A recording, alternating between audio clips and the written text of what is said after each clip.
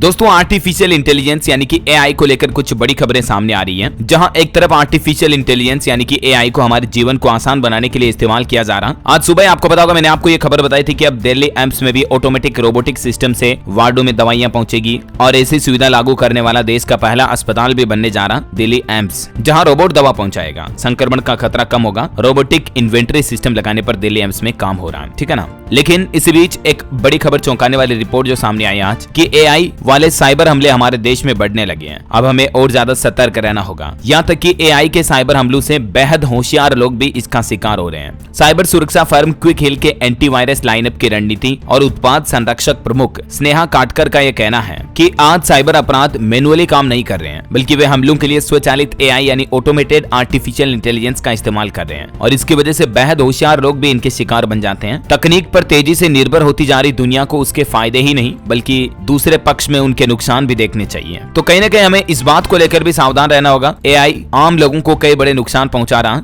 ये चौंकाने वाली रिपोर्ट जैसे ही सामने आई, साइबर अपराधों की वजह से लोगों और संगठनों को अच्छा खासा आर्थिक नुकसान भी झेलना पड़ रहा है। उनके बैंक खातों से पैसे कट रहे हैं। 2024 की रिपोर्ट कहती है कि भारतीयों ने धोखेबाजों की वजह से लगभग 1750 करोड़ रुपए खो दिए। आए दिन उसके बैंक खाते से पैसे कट गए, ये हो गया वो हो गया, खबरें तो मैं आपको बताता रहता हूँ, राइट। तो पहली बात तो ये है कि एआई की बढ़ती टेक्नोलॉजी में दोस्तों आप सतर्क रहें, सावधान रहें। कुछ आर्टिफिशियल इंटेलिजेंस से जुड़े लेटेस्ट अपडेट आपको बता देता हूं। दुनिया में बढ़ रहा भारत का दबदबा। नेस्कॉम अध्यक्ष ने कहा कि तकनीकी क्षेत्र में कामगारों के लिए ये सुनहरा वक्त है। भारत में अभी एआई तेजी से उभर रहा। मतलब गूगल कंपनी भी एक नए एआई सॉफ्टवेयर पर काम कर रहा जो कि इंसानों की तरह सोचकर परेशानी हल कर सकेगा। और कल ही हमारे विदेश मंत्री एस जयशंकर ने भी एआई को लेकर एक बयान दिया। उन्होंने कहा कि आर्टिफिशियल इंटेलिजेंस दुनिया के लिए परमाणु बम जितना खतरनाक है। मैंने आपको आज सुबह के मॉर्निंग बुलेटिन अपडेट में भी ये उनके बयान के बारे में बताया था, है ना। और वहीं दोस्तों चैट जीपीटी को बनाने वाली कंपनी ओपन एआई ने भी चैट जीपीटी में एक कैनवास इंटरफेस करके नया फीचर पेश किया है। अभी ये हालांकि प्रो यूजर के लिए है। इसमें अब आप artificial intelligence AI chat GPT का इस्तेमाल और बेहद आसान